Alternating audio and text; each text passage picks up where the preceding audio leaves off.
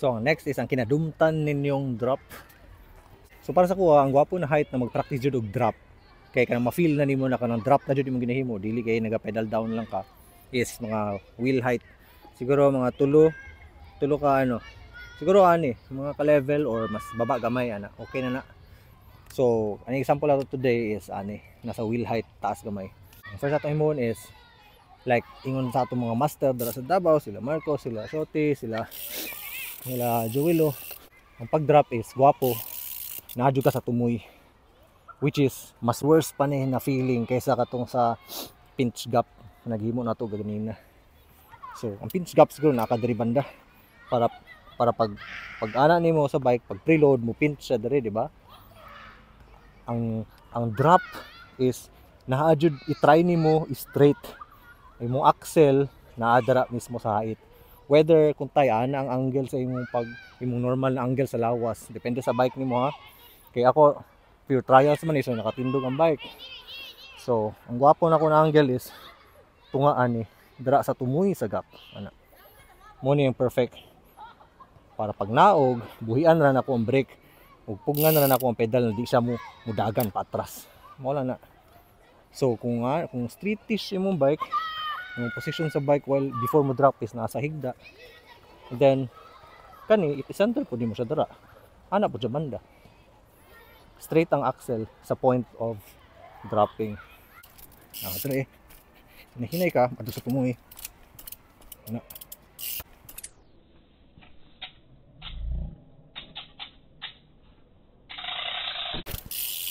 So that way safe ang pagbaba nimo. Safe siya. Okay, once na medyo atras ka gamay, need nimo ni pag naana dre, baba na kayo imong front wheel, kailangan nimo siya isikad gamay. Which is also good if medyo hadlok pa ka. But the point is, as time goes by, mas gwapo jud, little by little mabutang nimo imong bike kung asa siya gwapo. Karon ipakitaon ti kag weird na sitwasyon na nalampas na jud ka.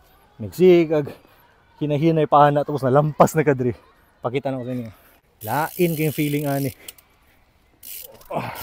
So hinahinay kag ana. Hantod, nasupro.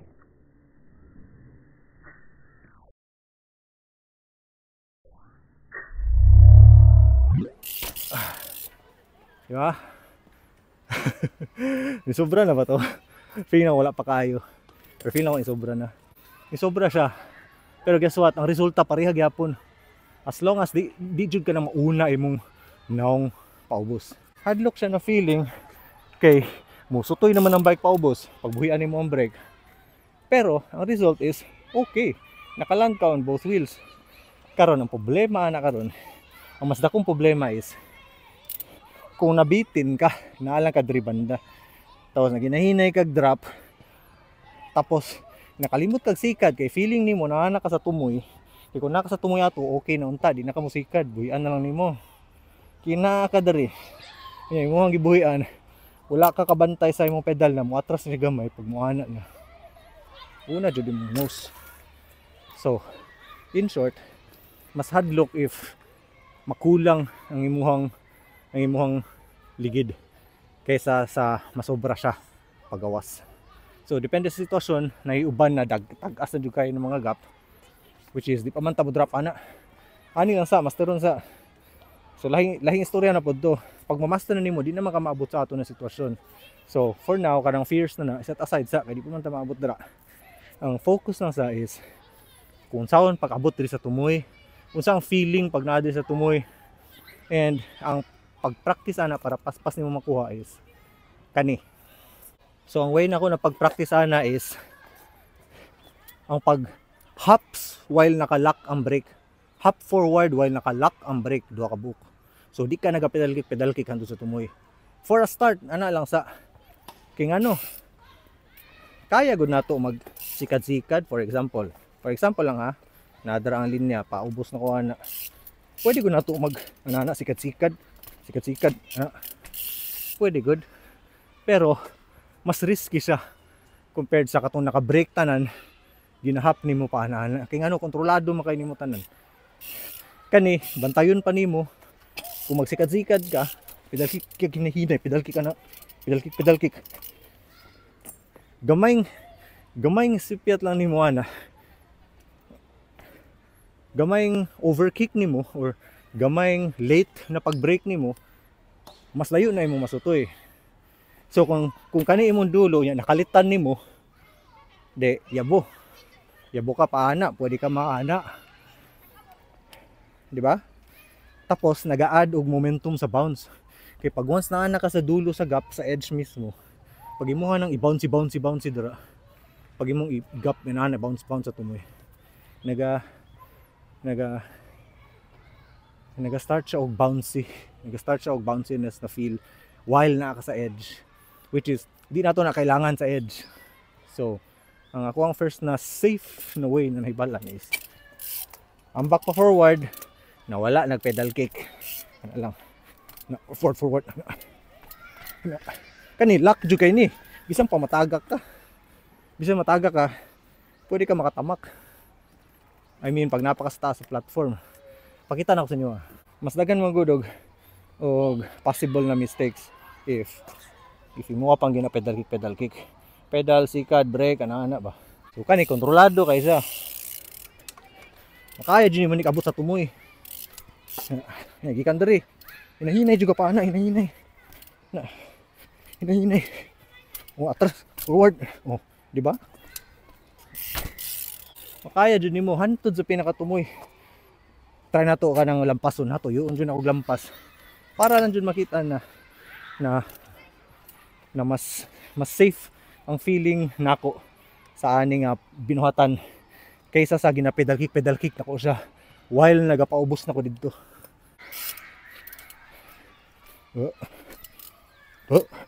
Lapas na.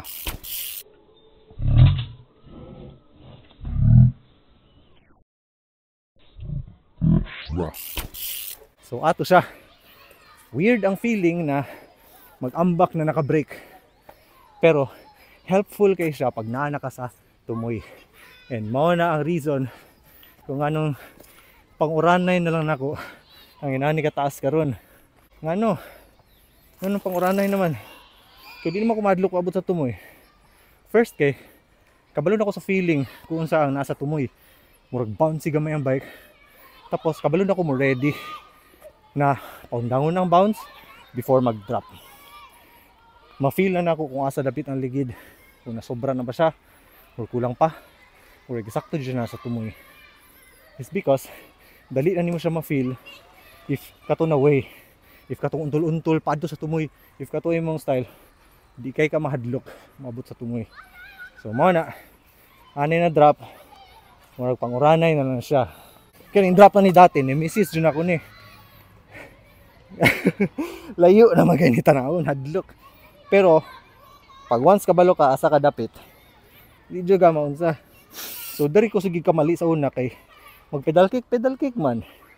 Ana dari pedal kick. Sige kick naman. Kick na pod. Di pag kick ana sobraan, uy makalitan ka ba? Wala sobra. Wala na. Padulong na ka sa ubos. Whereas kung stop ka, nakalock ang brake, rear brake.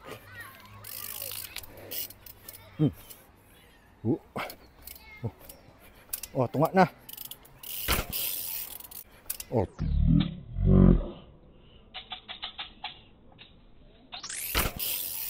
Hindi na ka mahadlok mo baba. Hindi na dyan hadlok baba dyan. And that's the reason kung ano, nakadrop na ko atong head height na ko, head level na. Just because kabalo na ka kung asa dapit ang position and di ka mahadlok na magkamali gamay tapos mayabo ka. Ang next na ko na advice sa drop is pag naana ka sa taas na tokoro, pag naana ka sa taas na lugar, depende na ha kada rider kay ako namubuan naman ko ani. Pero kung beginners pa ta, usahay taas na ning inani sa tuwa. Usahay ang wheel height taas na kay na para sa tuwa. So ang technique na ni is di nagamatter kung sa kataas imuhang dropan. Nagamatter ani kay kung saon nimo ang style para mawala ang kaba. So inani maguna kang nako niya. Kang nako ni Dres ubos. Para lang makita na focus ba. So imimik na to ang focus sa imong mata. Kung nakakadiri nagsaka, syempre naka-focus tong ubos, di ba? Kita nimo ng ubos, wala layo ato tangigid hadlo kayo. Pero if diri ka mag-focus, diri ka mag-focus sa imong take off point. Pag diri ka mag-focus, di kay nimo to ma-mind. Instead, ma-hyper focus ang imong brains na unsa ang feeling aton diri, unsa ang dapat nimo ma-feel before ka mag-drop, unsa ang dapat position sa bike, dira ka ma-focus. Instead of makatan-aw ka didto na perting ubusa. Di kina ko siya ma-express karon, tanaw na. Sabon na ko ang camera. Okay, ani siya. So diri ka maka-focus, ma-clear imong mind kung unsa imong position first before ka munaog. So ang imong feeling ani is naka-blur lang na tanan, like kanang hitabo ron nag-blur siya didto.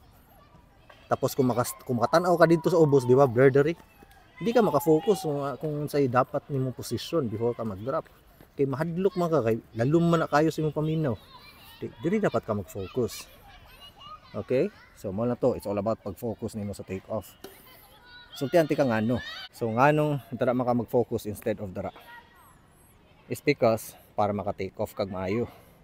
Karon pag imong bike nakatindog, pag mag-start na siya gana, ang dropping nimo na time, ang air time nimo dara, dali ra kay na mahuman. Less than half a second nakanaog na kadara. Sa tuwa pa kanang feeling nimo na gani feeling na kanang sa damgo kanang murag mo tapos lalum kay mo naogan, di na tinuod sa drop. Matinuod lang na siya sa kanang medyo taas na gyud na drop, na medyo taas na air time, abot nag mga 1 second or half a second. Pero kaning ani ka taas, wa jud na niabot even half second, wa na niabot. Gikan ka dere hantod ma-drop ka diha. Wa na kaabot og 1 second, wa na kaabot og half a second. Siguro mga 0.15 seconds lang na. Sa mga ani pod, gamay pa kay na. Siguro mga 0.15 2 seconds, 0.2 seconds lang na. So in short, nahadlok ka kay sige tan-aw dito sa ubos. Unya katuday mong drop-on day kay kadali day kayo, di ba? Lugi ka. So mag-focus ka dito ko sa imong dropping point. Tan-aw ka sa imong back wheel while naa ka sa taas.